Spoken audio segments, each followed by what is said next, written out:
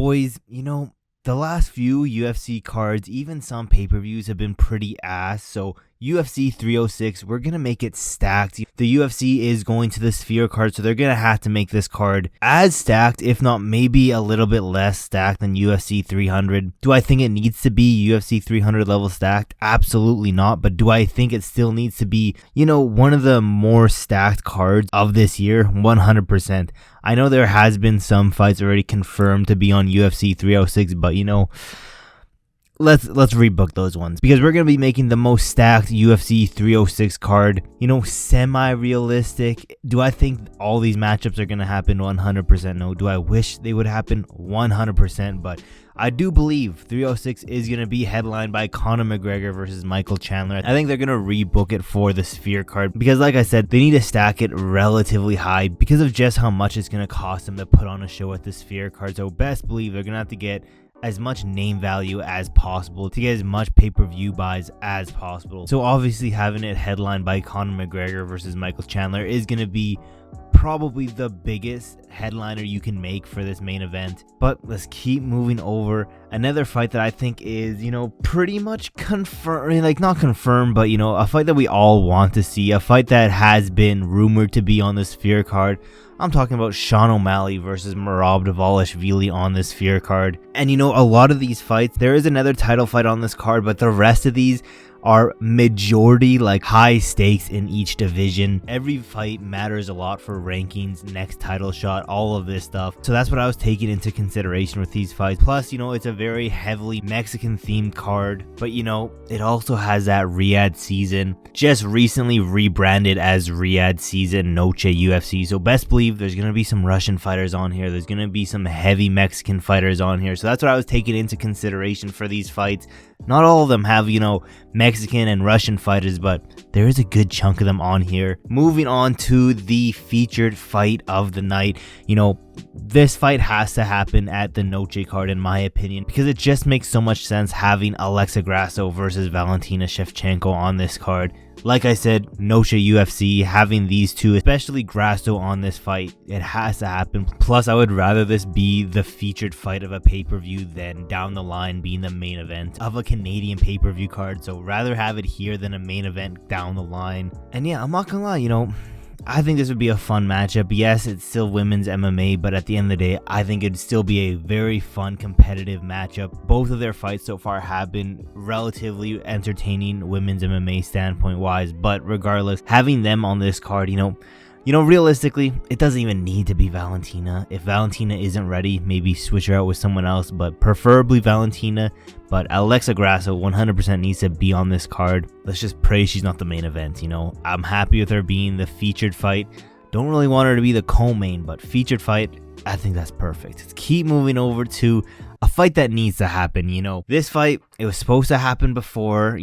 There is talks about this happening. I don't think they've given one of the sides a contract to fight, but we have Conor McGregor here.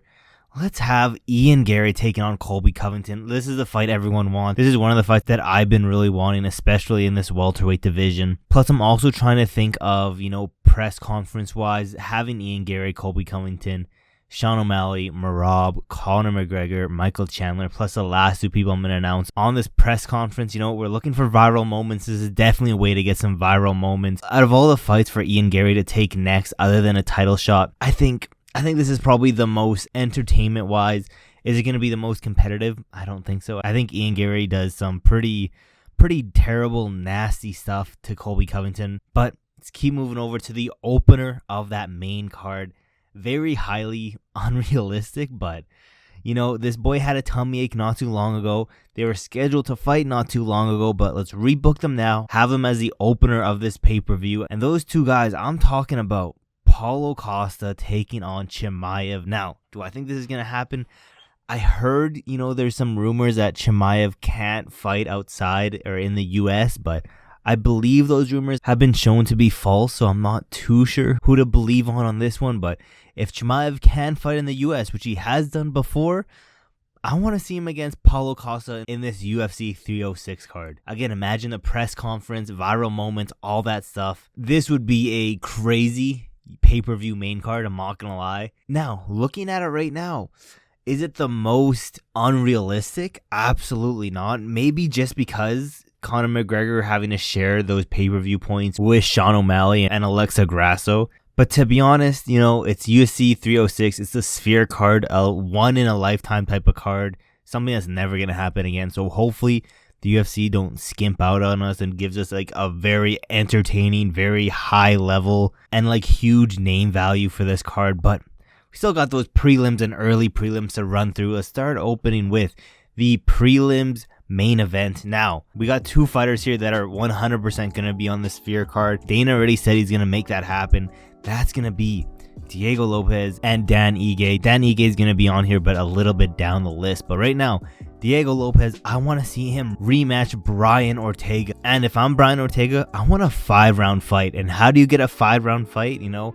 Put it as the main event of the prelims. I'm sure he can negotiate something, but if I'm Brian Ortega, the only way I'm taking this fight at 145 is if it's a 5-rounder. And if it's a 5-rounder, it changes how I think this fight goes by a long shot, to be honest. Do I see this happening? I could definitely see this being the first prelim main event 5-round fight. I could see this happening some way, somehow. Do I think it's gonna happen? Probably not, but you can't tell me out of every single prelim main event that could be a 5-round fight, you can't tell me this wouldn't be one of the most hyped up ones. But let's keep moving down. Another person that we need to have on this UFC card, especially being that heavily Mexican themed card, I'm talking about Brandon Moreno. Now, there's very limited amount of people he can fight, but someone who recently just fought maybe like a month-ish ago, just got into the rankings, I believe. You know that the UFC want to push this guy. They want him to be a champion. And I think he fights Moreno and wins, he's right there for a title shot. And that guy is going to be Tatsuro Taira. This would be a fun matchup. And like I said, there's very limited options for Brandon Moreno. Again, we need to have Brandon Moreno on this card. Would bring a bunch of Mexican fans. So best believe, most likely than not, Brandon Moreno will be on this card. It's just about who. And I think Tatsuro Taira would be the best opponent for him and just the most entertaining wise. But keep moving over. I think I saw this like a leak or something on Reddit about this card being close to finalized to be on UFC 306, and this would be a banger of a fight to add.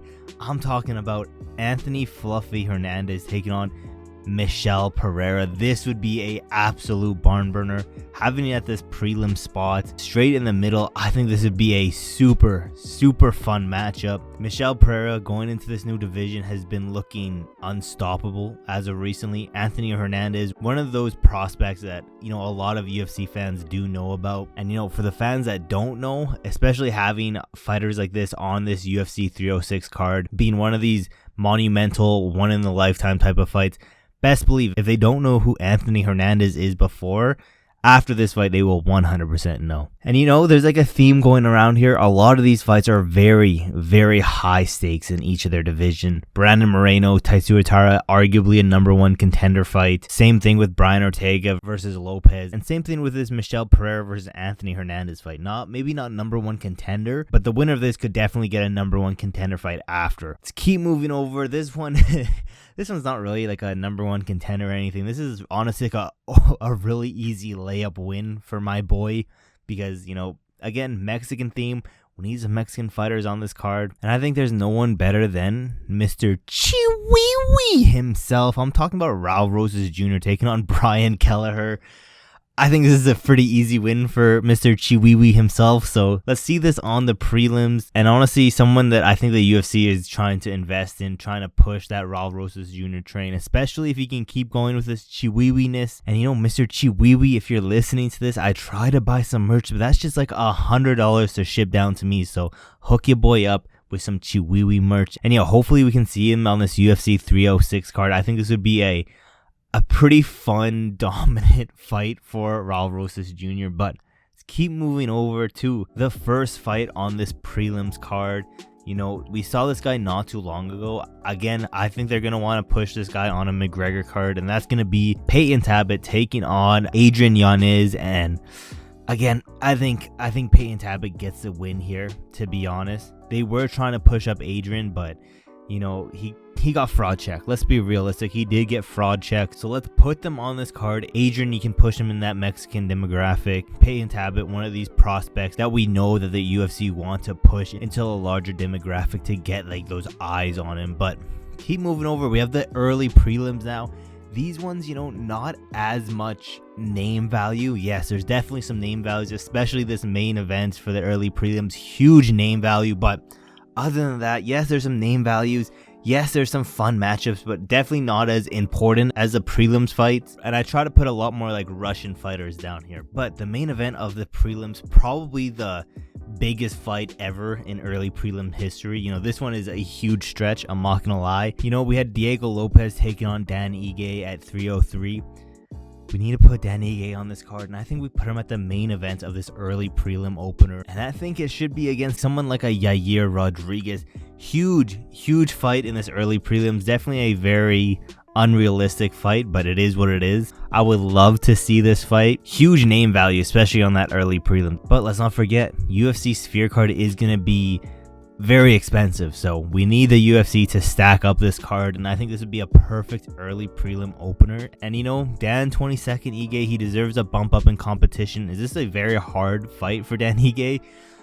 Yeah, 100%. Do I think he wins? I mean, there is a path of victory for Dan Ige, but it's a hard ask for him to do. That being said, let's keep moving over. We're going to quickly run through the last 4 of these ones because they're not as important as those prelims and main card. But moving on, I want to see Ikram Aliskerov take on Bruno Silva. I think this would be a fun matchup.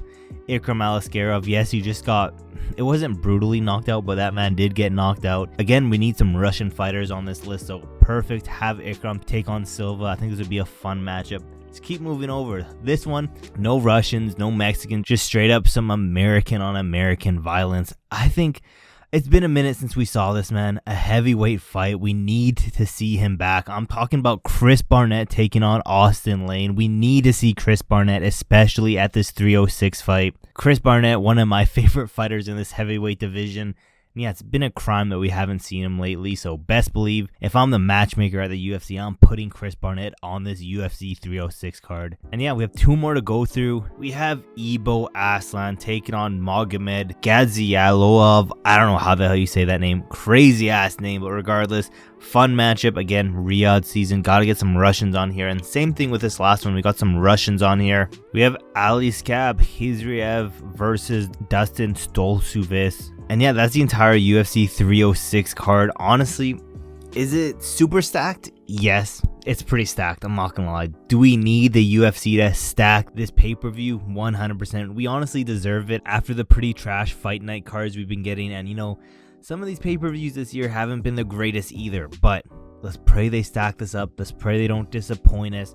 UFC 306, the Sphere card. Let me know in the comments down below, is there any fighters that you think should be added to this card? Because in my opinion, if this was a card, best believe I am almost as hyped for this card as I am for 300, because there's a lot of name values on this card, a lot of extremely fun and high level matchup with stupid amount of consequences in pretty much each division. Yeah, 2 title fights, the return of Conor McGregor, Ian Gary versus Colby Covington, Costa versus Chimaev.